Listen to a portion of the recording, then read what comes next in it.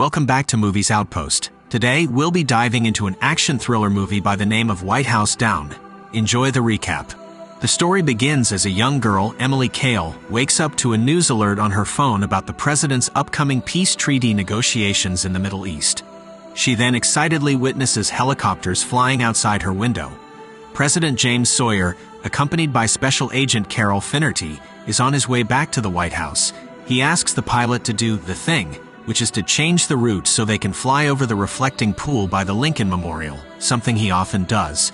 He shares a fact about Lincoln supporting women's voting every time they do this.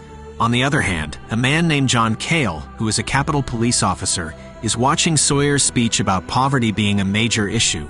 After listening to the news, he continues his work, being a security officer for the Speaker of the House, Eli Raffleson. He picks him up from his house and drives him towards the White House. Barton Walker, head of the Presidential Secret Service, watches the speech too. He prepares a gun and places an American flag pin next to a photo of his son Kevin, who died in a failed Black Ops mission in Iran. Walker says goodbye to his wife, Muriel, and leaves for work.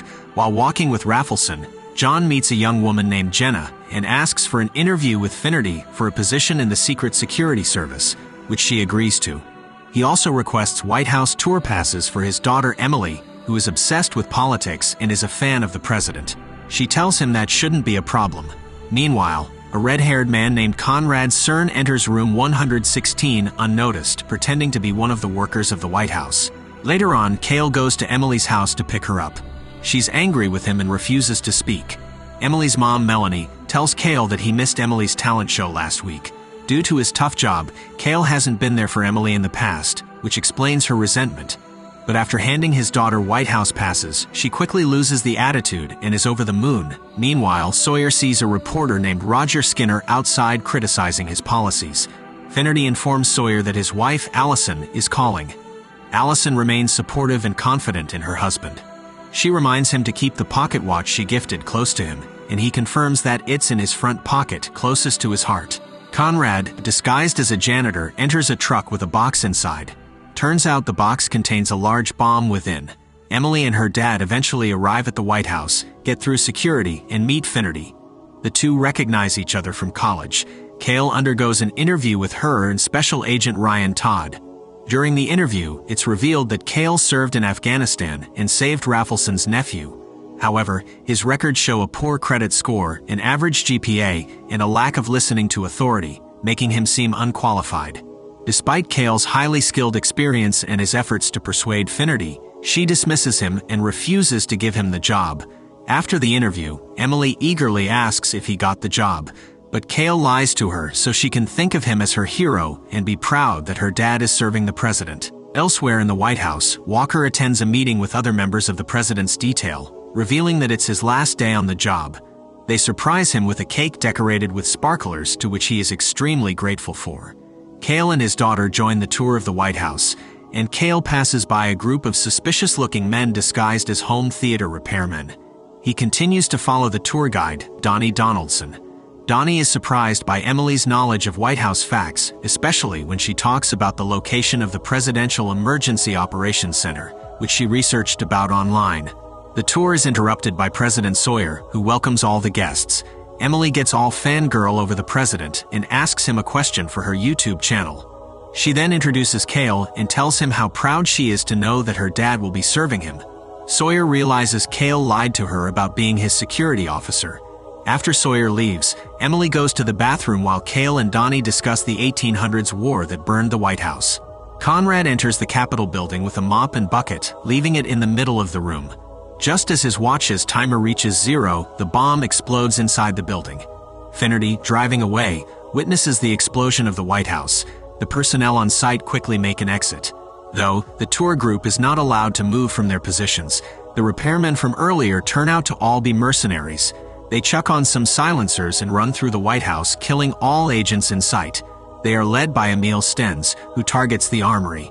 They take some of the more heavy-duty items and make their way in an elevator to which Emily hides from them. As the White House is on fire, Walker orders a perimeter around it and lets out the personnel. Here comes the hit squad, and their plan is a masterpiece as they take control of the roof and begin killing all the guards around the perimeter. Their accuracy is immaculate as the scene cuts to Cale losing it. He is stressing about his daughter but cannot leave the room. In the meantime, Emily is forced to witness a complete massacre of the White House troops. But even though she avoids capture, 2 mercenaries open the gates, allowing multiple vans access to the scene. Emily manages to capture this on camera, and now it gets really serious. The mercenaries remove their clothes as we are introduced to both Tyler and Killick. Killick eliminates most agents and takes the tour guests hostage. Cale grabs a gun and tries to escape. He gets blasted at but evades capture.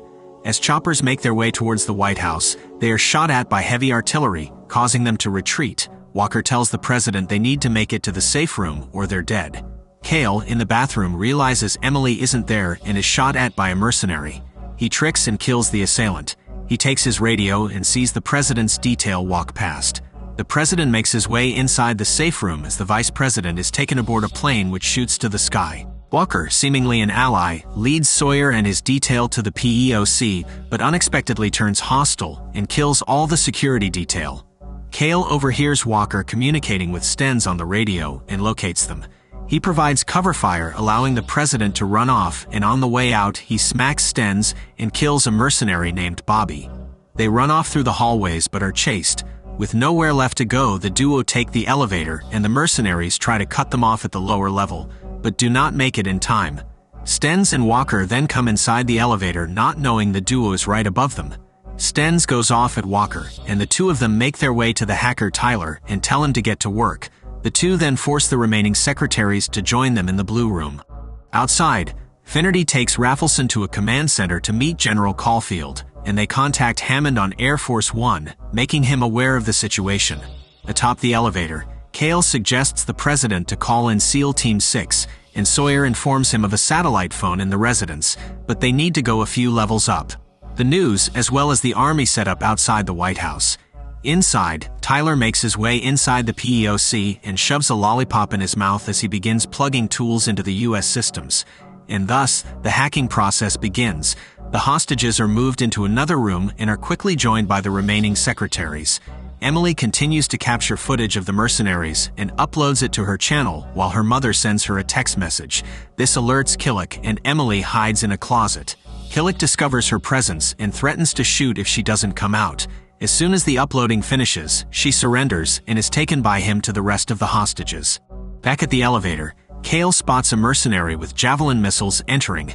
They are almost caught, but another mercenary tells one to stop being paranoid as the scene shifts to the vice president speaking with General Caulfield and Finnerty, telling them that the Constitution does not allow US troops to just walk in and fight back. Now comes the phone call between the two at battle. Walker, who to everyone's astonishment is the man behind the attack, demands a $400 million ransom from the Federal Reserve. Upon asking about the president's safety, he lies, claiming that he has Sawyer, and threatens to execute him on the South Lawn if he doesn't have his plane and money ready in 2 hours. In the meantime, Cale and Sawyer make their way towards the president's residence. They finally grab the satellite phone and contact all the personnel helping in the crisis. Cale gives the rundown on what is happening, and Finnerty instructs them to head to the hidden tunnels below the White House. Just then, Cale spots some mercenaries and hides. With limited ammunition, he takes out the first bandit and gets into a confrontation with the second. Their fight makes its way to the kitchen and only ceases when the president uses an automatic and gets his hands dirty. Cale contacts Finnerty once again to let her know that he just saved Sawyer again. She instructs him to turn on the news, and Cale cries as he sees Emily's footage from her channel viral and has made it onto the news, exposing the terrorists. Cale panics upon seeing it, while Melanie rushes to the White House to save her daughter. Stenz and his men end up seeing the video, and without hesitation he makes his way to the hostages and takes the phone from Emily. He gives her a slap and says she will not survive the day. Using Emily's video, the group at the Pentagon identifies the terrorists. Killick is a natural-born sociopath. Tyler is the king of hackers and was fired from the NSA. Caulfield then reveals that Stenz was part of a paramilitary group, but when the Sawyer administration began, his operation was shut down, and this led to his 2-year imprisonment in a foreign country. Cale and Sawyer managed to make their way to the underground tunnels. Turns out Stenz's group has hidden cameras and discovers their location. The tunnel gate is also rigged with explosives, and within seconds they are shot at. They barely manage to escape and make their way to the presidential limo. Stenz attempts to shoot at them but instead decides to get in a car and chase them. As Cale attempts to cross the west gate, Sawyer reminds him that the metal gates are very strong for him to break through. Having no option left, Cale avoids the gate and circles around the lawn and fountain to outrun the mercenaries. But as they get bombarded, Cale uses some maneuvers to take care of one opposing vehicle. The U.S. tank then makes its way onto the scene but is immediately shot by an RPG. The RPG then targets the limo. Sawyer looks around the vehicle and finds an RPG of his own. He comes out of the car window to fire a rocket launcher at the gate, blowing it open. All of this scene is recorded by the media, who are astonished at the sight. Killick then drags Emily out of the window and threatens to kill her. This distracts John, causing him to momentarily lose focus. During this moment, a rocket hits the limo, sending it crashing into a nearby pool.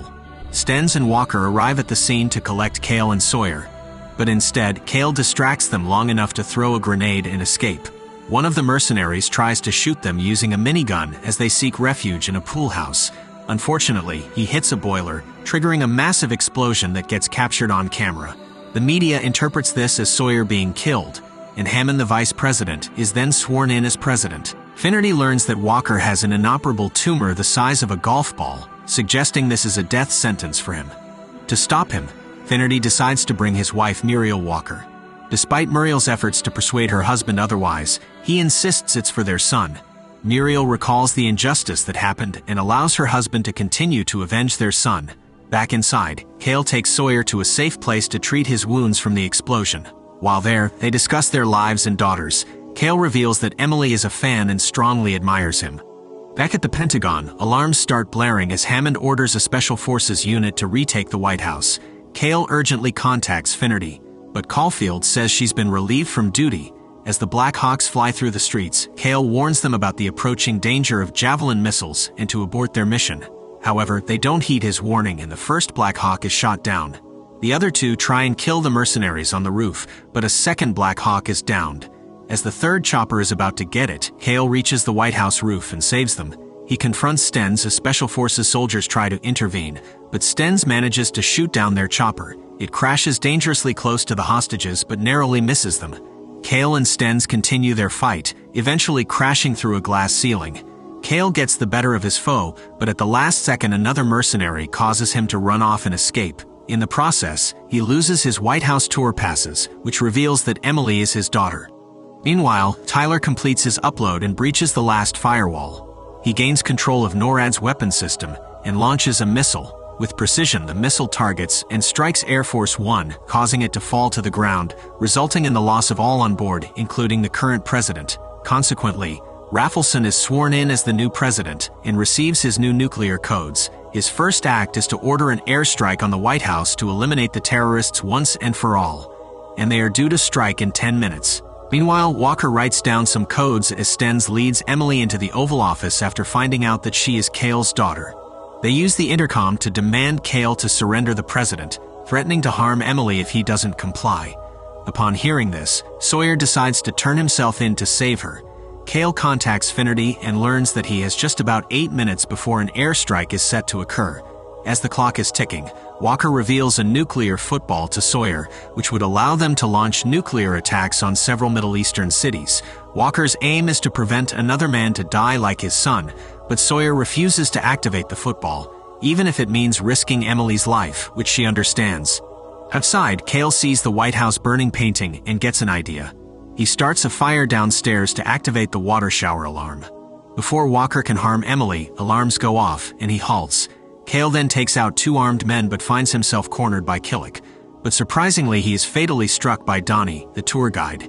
Cale instructs Donnie to lead the remaining hostages outside.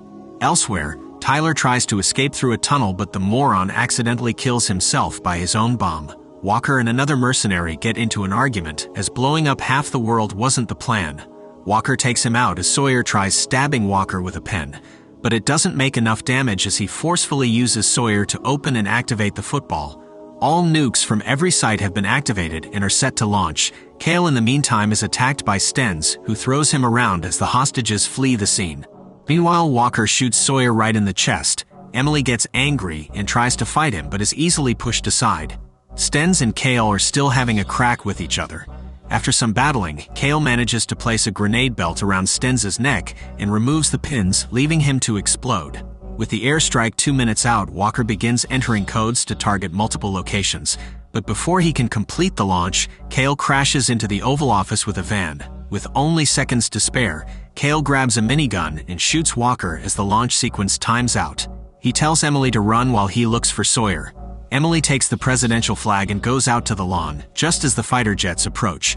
Although Raffleson doesn't cancel the attack, they refuse to continue, and the airstrike is prevented. The crowd outside the White House cheer for Emily, and the media names her as a hero. Cale discovers that Sawyer is alive because the bullet hit the pocket watch his wife gifted him. Finnerty contacts Cale and insists that the situation isn't resolved yet. She suspects that the mercenaries weren't hired by Walker or Stenz, and Cale has a strong suspicion of who might be behind it. Outside, Cale is reunited with Melanie and Emily. Finnerty and Raffleson then arrive at the White House and meet with Cale, who lies to them about Sawyer's death. Raffleson suggests sending troops back to the Middle East to prevent potential retaliation, which would also jeopardize the peace treaty. However, Cale reveals that he knows Raffleson was part of the plan all along. He proves this by having Finnerty dial the callback number from the pager used to send new codes to Walker. Sawyer emerges and orders Raffleson to be arrested, labeling it a coup d'etat. Finnerty admits her earlier mistake about not appointing Cale as she apologizes to him. Sawyer boards his helicopter and addresses Cale as Special Agent Cale. He invites Emily to join them. On board, Finnerty informs Sawyer that the leaders of Russia, China, Iran, and France have agreed to the peace treaty. As the group leaves, Sawyer commands his pilot to do the thing, while Cale and Emily get to sit back and watch. Thank you all for watching. If you enjoy action-packed recaps like this, make sure to hit that subscribe button.